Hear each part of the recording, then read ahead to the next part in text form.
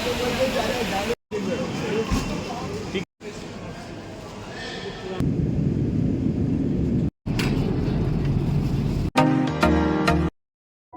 বন্ধুরা, আমি মৈত্রী আর এক নতুন ব্লগে সকলকে স্বাগত জানাই। আজকে আমাদের একটা স্বপ্ন পূরণের গল্প তোমাদের সাথে শেয়ার করতে যাচ্ছি। তো পুরো ভিডিওটা কিন্তু স্কিপ না করে অবশ্যই শেষ অবধি দেখো। আর এইদিকে দেখতেই পাচ্ছ চারিদিকে একদম মানে অগোছালো অবস্থা, কারণ লাস্ট মোমেন্টের প্যাকিং চলছিল। আগের ব্লগেই তোমাদের সাথে বলেছিলাম যে আমরা আমাদের ফার্স্ট ইন্টারন্যাশনাল ট্রিপ, কিন্তু জায়গাটার নাম বলা হয়নি, যেটা কি না থাইল্যান্ডের ক্যাপিটাল সিটি ব্যাংকক। তো সেখানেই আমরা ঘুরতে যাচ্ছিলাম। আর এইদিকে দেখো আমরা থাই বাটো নিয়ে নিয়েছিলাম, কারণ ওখানে গিয়ে যদি কোনো রকম সমস্যা হয় সেই কারণে এখান থেকেই ভাঙিয়ে নিয়ে গেছিলাম। আর এইদিকে দেখো দুজনে মিলেও কিন্তু রেডি হয়ে নিয়েছিলাম, আর দুজনে কিন্তু সেই ভীষণ এক্সাইটেড ছিলাম। আর যবে থেকেই জানতে পেরেছিলাম যে এরকম একটা ট্রিপে যাচ্ছি, তবে থেকেই কিন্তু দুজনের মধ্যে একটা এক্সাইটমেন্ট কাজ করছিল। অবশেষে সেই দিনটি কিন্তু চলেও এসেছিল। আর এইদিকে দেখতেই পাচ্ছ আমরা টোটো নিয়ে যাচ্ছিলাম চাকদা স্টেশনে। ওখান থেকেই ট্রেন ধরে চলে যাবো দমদমে, সেখান থেকে কিন্তু চলে যাবো ওলা ধরে এয়ারপোর্টে। সেই মতো আমাদের লাগেজ নিয়ে কিন্তু চলে গেছিলাম চাকদা স্টেশনে। সেখান থেকে কিন্তু ট্রেনে উঠে পড়েছিলাম। আর ট্রেনটা কিন্তু সেদিন একটু ভিড়টা কমই ছিল, আর যেহেতু বিকেলবেলা ওয়েদারটাও ভালো ছিল, তাই যেতে কিন্তু কোনো অসুবিধা হচ্ছিল না। আর অনেক দিন পরেই ট্রেনে আর কি চাপা হয়েছে, মানে এখন তো আর বিশেষ একটা ঘুরতেও যাওয়া হয় না। আর এদিক ওদিক গেলে ওই বাইকেই যাওয়া পড়ে, আর ট্রেনে উঠে একটু বাদাম আর পাঁপড় খাবো না তা তো হয় না। তো এইগুলো খেতে খেতে কখন যে আমাদের জার্নিটা শেষ হয়ে গেল, আর জমিয়ে গল্প করতে করতে বুঝতেই পারলাম না। এই যে দেখতে পাচ্ছ আমরা একদম দমদম স্টেশনে নেমে পড়েছি।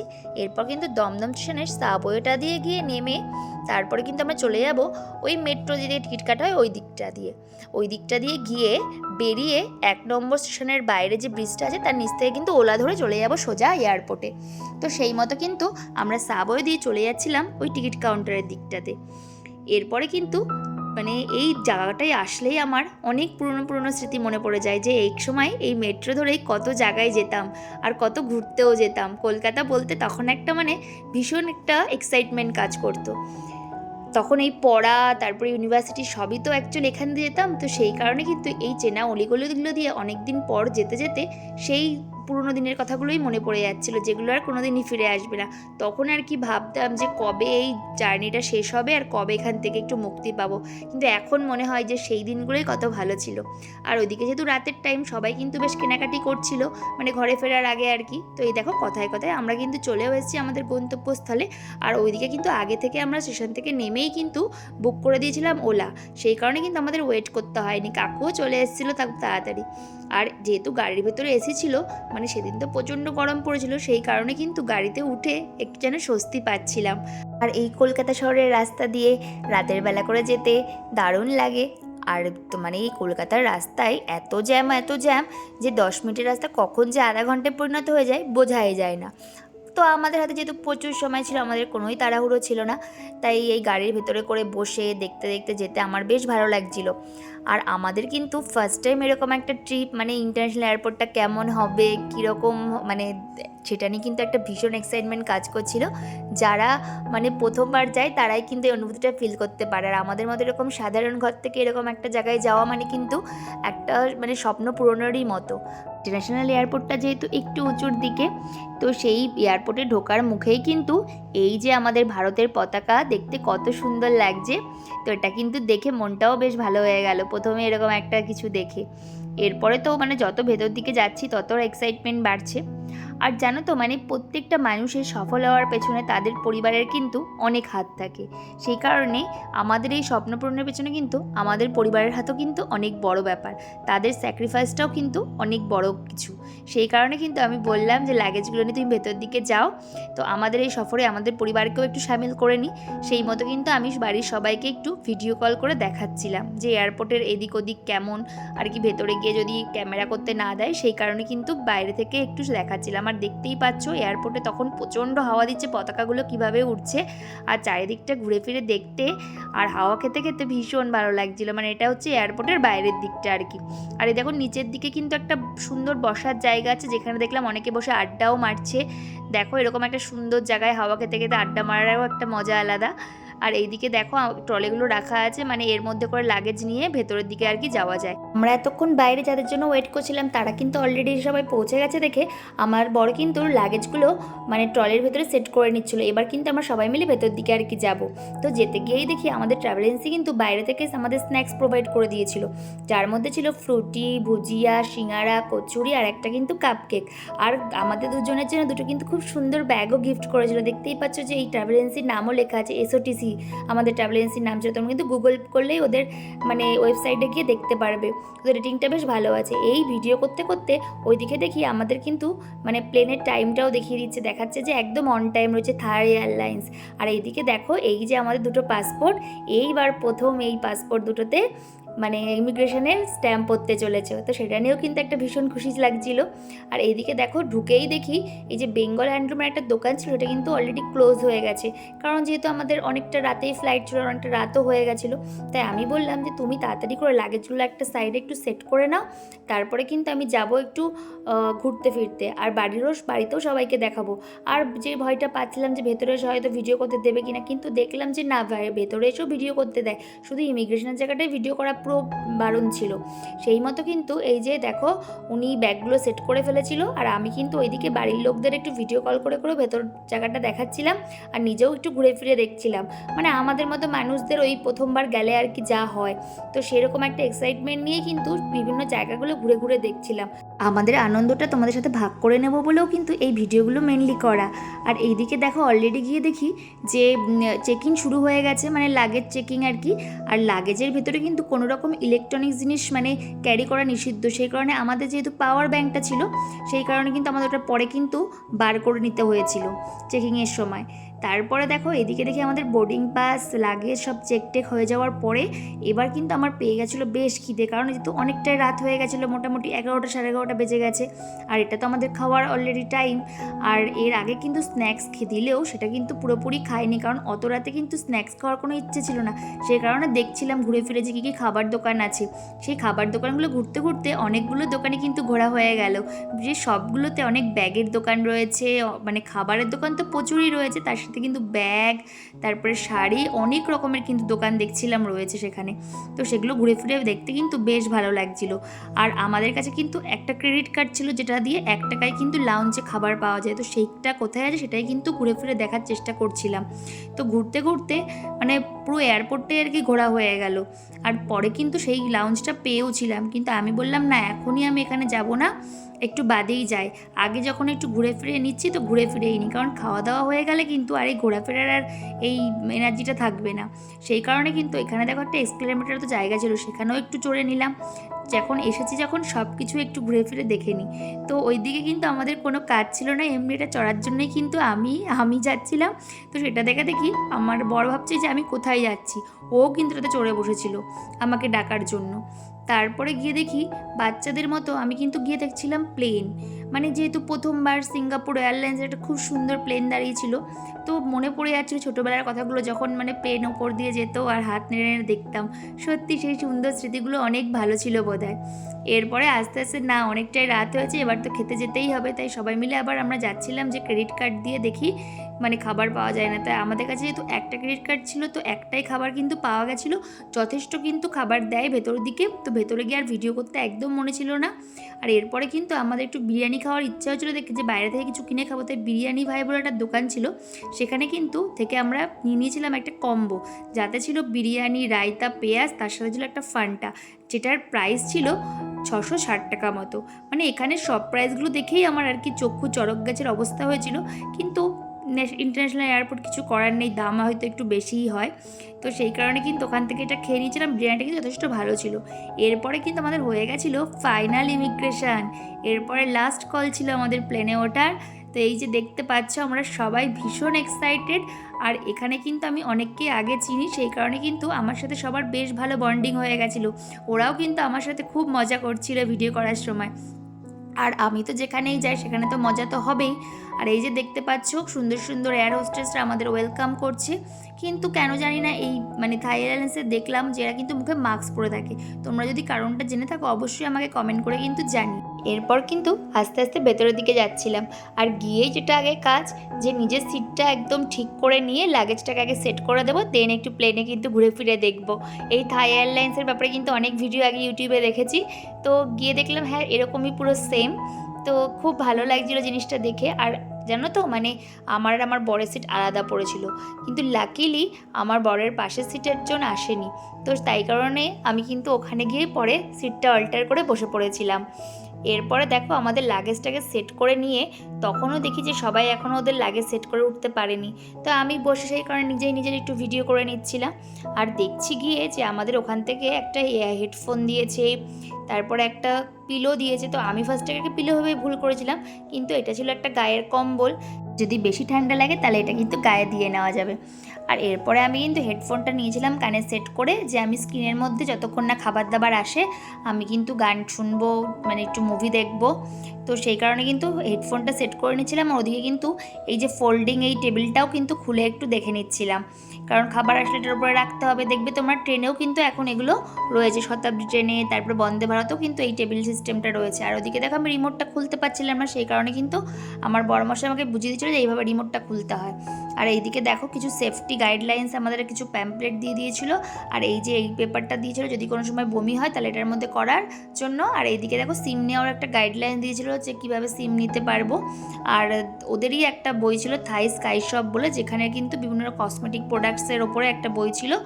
তো এগুলো একটু উল্টাপাল্টা দেখে নিয়ে আবার আমি চলে গেছিলাম স্ক্রিনের দিকে। গিয়ে দেখো পুরো প্লেনের স্ক্রিন কিন্তু একদম অন হয়ে গেছিলো, আর ওদিকে ম্যাপে দেখাচ্ছিলো যে আমাদের প্লেন কিন্তু একদম রেডি টেক অফ করার জন্য, আর অলরেডি কিন্তু টেক অফ করতে শুরু করে দিয়েছে। এই যে আমাদের কলকাতা এয়ারপোর্ট কিন্তু এবার ছেড়ে দিচ্ছি, এইবার আমরা কিন্তু চলে যাব ব্যাংককের উদ্দেশ্যে। আর এদিকে দেখো যেহেতু অনেকটাই রাত হয়ে গেছিলো সেই কারণে কিন্তু সব লাইটগুলো অফ করে দিয়েছিলো, আর স্ক্রিনগুলো শুধু জ্বলছিল, দেখতে ভীষণ সুন্দর লাগছিলো। এবার প্লেনে উঠে আমি কলকাতাকে একটু টাটা বাই বাই করে দিলাম। এই যে দেখতে পাচ্ছ যে লাস্ট টাইম একদম কলকাতাকে টাটা বাই বাই করে দিয়ে আমরা কিন্তু রওনা দিয়ে দিলাম ব্যাংককে যাওয়ার জন্য। আর এইদিকে দেখতেই পাচ্ছ যে ততক্ষণ কি করব, টাইম পাস তো করতে হবে, সেই কারণে কিন্তু আমি একটু সিস্টেমগুলোকে ঘেটে নেড়ে দেখছিলাম। আর এই যে দেখতে পাচ্ছ এখানে বিভিন্ন রকমের অপশন রয়েছে, মুভি দেখার, টিভির কোনো সিরিয়াল দেখার বা টিভি কোনো শো দেখার, মিউজিক, অনেক কিছু অপশন আছে, সেগুলোই কিন্তু একটু ঘেটে ঘেটে দেখছিলাম যে কি দেখা যায় আর কি। যে খাবার দাবার খেয়ে কিন্তু একটা কিছু দেখবো, কারণ এতটা সময় আমাদের কাটাতে হবে, মোটামুটি 2-2.5 ঘন্টায় প্লেনে কাটাতে হবে। আর এর মধ্যেই দেখি কিন্তু খাবার অলরেডি চলে এসেছিলো। তো এখানেও কিন্তু একটা পোপাট হয়ে গেছিলো, কারণ কি দেখি কি আমার বরের ট্রে আর আমার ট্রের খাবারটা একটু ডিফারেন্ট হয়েছিল। যে আমি যেহেতু সিট অল্টার করে বসেছিলাম সেই জন্য আমার সিটে যিনি ছিলেন তিনি কিন্তু ভেজ অর্ডার করেছিলেন, সেই কারণে কিন্তু আমারটাতে এসেছিলো ভেজ থালি। খাবারগুলো মোটামুটি সেম থাকলেও ভেজ থালিতে মেনলি ভেজ আইটেমটাই ছিল। আর যেহেতু পরে আমাদের এসওটিসিতে সবাইকে বলা হয়েছিল যে কেউ এখানে ভেজ খায় না, সব ননভেজ, সেই কারণে কিন্তু পরে আমাকে একটা আলাদা করে ফয়েলে মুড়ে চিকেন দেওয়া হয়েছিল। কিন্তু আমার যেহেতু বর ননভেজ খাবারটা পেয়েছিল, ওই খাবারটা কিন্তু অনেকটা ইন্ডিয়ান টাচ থাকায় কিন্তু খাবারটা আমার বেশি ভালো লেগেছে, আর ওইখান থেকেই কিন্তু আমি চিকেনটা মেনলি খেয়েছিলাম। আর এই যে দেখতে পাচ্ছ আমাকে দিয়ে দিয়েছিলো ভেজের মধ্যে, এখানে দেখতে ছিল আলুর তরকারি, পনির, ডাল মাখনি, রাইস, আর এই যে চিকেনটাকে বলেছিলাম যে ফয়েল এমন আলাদা করে দিয়েছিল, এই যে আমাকে 2 পিস চিকেন দিয়েছিল, যেহেতু পরে আমি ননভেজ বলেছিলাম ওদেরকে, তখন ওরা এসে আমাকে 2টো কিন্তু চিকেন আলাদা করে দিয়েছিল ফয়েলে মুড়ে। আর এদিকে ছিল পাউরুটি, মেয়োনিজ, ফল, আর একটা সুন্দর ডেজার্টও ছিল, এই ডেজার্টটা আমি আগে কোনো দিন খাইনি। তো একদম সবুজ সবুজ কালারের, যার মধ্যে একটু নারকেল দেওয়া ছিল, এই যে সেই ডেজার্টটা। তো এটা খেতেও বেশ ভালো ছিল, মিষ্টিটা একটু কম থাকলেও কিন্তু খেতে একটু অন্য টেস্টের ছিল। তো সব কিছু দিয়ে একদম জমিয়ে খাওয়া দাওয়াটা করে নিয়েছিলাম, কারণ যেই দুপুরে খেয়েছিলাম ভালো করে, তারপরে কিন্তু আর ঠিকঠাক খাওয়া হয়নি। তো সেই কারণে কিন্তু আর বলে না যে বসে থাকলে বেশি খিদে পেয়ে যায়, তো সেটাই হচ্ছিল। কিন্তু খাবারের পাশাপাশি as a complimentary hard drink soft drink দুটোই প্রোভাইড করে। তো এটা একজন পাশের টেবিল থেকে কিন্তু ছবিটা আমি তোমাদের জন্য নিয়েছিলাম। আর আমি কিন্তু সফট ড্রিঙ্ক খাইনি, কারণ পেটে একদম জায়গা ছিল না। আর কার্টুন দেখতে দেখতে এরপর যে কখন ঘুমিয়ে পড়েছি নিজেও জানি না। হঠাৎ করে আমার বর আমাকে ধাক্কা মেরে বললো, তাড়াতাড়ি ঘুম থেকে ওঠো, তোমার জন্য একটা সারপ্রাইজ ওয়েট করছে। তা আমি বললাম, কী সারপ্রাইজ? বলছি, সেটা দেখতে হলে কিন্তু তোমাকে একটু জানলার সিটে যেতে হবে। আর কারোরই আমাদের জানলার পাশে সিট পড়েনি, সেই কারণে কোনো মতে সামনের দিকে গিয়ে একটা ফাঁকা জানলার সিট পেয়ে সেখানে একটু বসে যে দৃশ্যটা দেখলাম, সত্যিটা সারপ্রাইজ দিয়ে কম কিছু ছিল না। মনে হচ্ছে আমাদের প্লেনটা কোনো একটা সূর্যের দেশে আমাদের পৌঁছে দিয়েছে। মানে আর এরকম একটা দৃশ্য দিয়ে দিনের শুরুটা করতে কার না ভালো লাগে। সত্যি মনটা প্রচণ্ড ভালো হয়ে গেছিলো। মনে হচ্ছে কেউ যেন তুলি দিয়ে এঁকে দিয়েছে। আস্তে আস্তে দেখো মেঘের মধ্যে যেন সূর্য বিলীন হয়ে যাচ্ছে। এরকম একটা দৃশ্য বোধহয় প্রকৃতি ছাড়া কেউ আমাদের দিতে পারে না। আর এইদিকে দেখো আস্তে আস্তে আমাদের প্লেন কিন্তু ল্যান্ড করার জন্য রেডি হয়ে গেছিলো। কিছুক্ষণ সময় যেন সব কিছুই স্বপ্নের মতোই মনে হচ্ছিল। আর এই যে দেখতে পাচ্ছ প্লেনের একদম পাখনা দেখা যাচ্ছে, মানে আমাদের প্লেন কিন্তু একদম রেডি ল্যান্ড করার জন্য। আর ওইদিকে দেখো স্ক্রিনগুলো সব অফ হয়ে গেছিলো, যেহেতু প্লেনটা এবার ল্যান্ড করবে। তখনও কিন্তু দেখো সূর্যের ছটা দেখা যাচ্ছে। আর মানে চারিদিকটা দেখে সত্যিই মনে হচ্ছে কেউ যেন তুলি দিয়ে রং করে দিয়েছে শুধু। আর এরপরে কিন্তু সবাই কিন্তু যেহেতু ভোর ভোর টাইম, তখন মোটামুটি ইন্ডিয়ান টাইম হচ্ছে 4:30 মতো বাজে, তো আমাদের প্লেনটা কিন্তু তখনই ল্যান্ড করেছিল। আর ব্যাংককে কিন্তু তখন অলরেডি কিন্তু সকাল হয়ে গেছে, কারণ ব্যাংককের টাইম কিন্তু আমাদের টাইম থেকে 1.5 ঘন্টা এগিয়ে, তখন ব্যাংককে মোটামুটি 6টা মতো বাজে, সেই কারণে কিন্তু ব্যাংককে টোটাল সকাল হয়ে গেছিলো।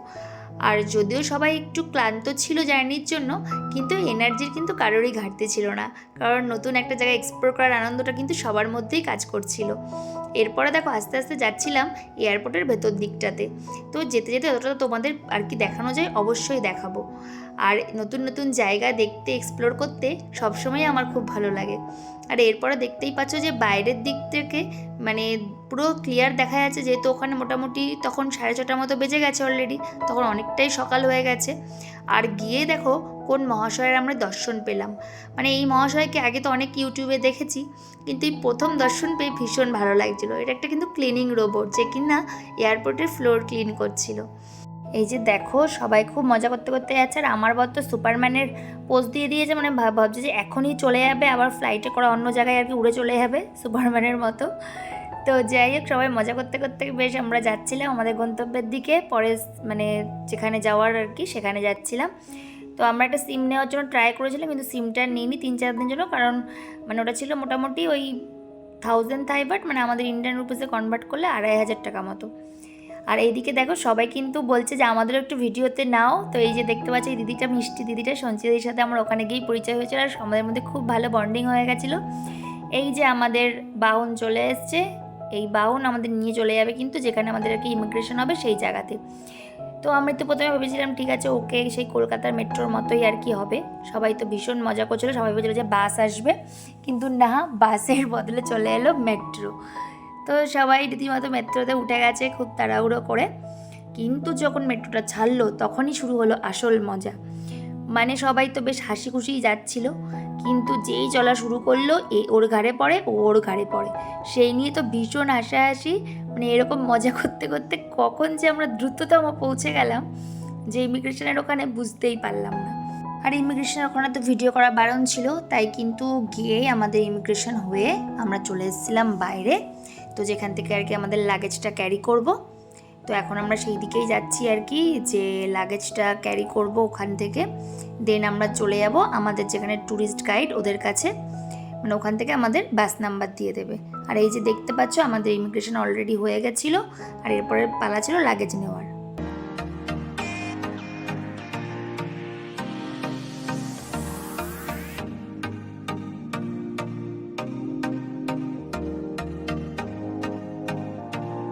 নতুন জায়গা, নতুন লোক দেখতে দেখতে আমরা চলে এসেছিলাম আমাদের গাইডের কাছে, যেখান থেকে আমাদের বাস নম্বর বলে দেবে, যে বাসে করে নিয়ে চলে যাবে আমাদের হোটেলে।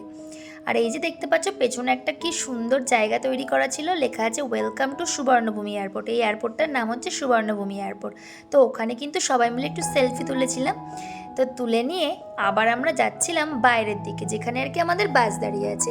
এই যে যেতে যেতে দেখো একটু এয়ারপোর্টের চারিপাশটা একটু ভিডিও নিয়ে নিলাম। তো এরপরে কিন্তু এই এয়ারপোর্ট এবার আমরা ছেড়ে চলে যাব কিন্তু বাসের দিকে, আর সেই বাস আমাদের নিয়ে চলে যাবে আমাদের হোটেল।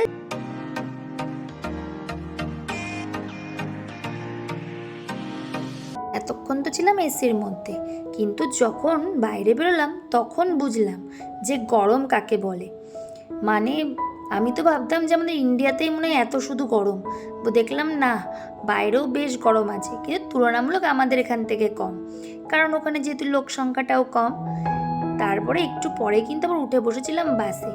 বাসটা যেহেতু এসি ছিল সেই কারণে গরমটা আর বুঝতে পারিনি, আর বাসটা ছিল খুব সুন্দর। এই বাসে করেই কিন্তু পরে আমরা কিন্তু ঘুরেছিলাম।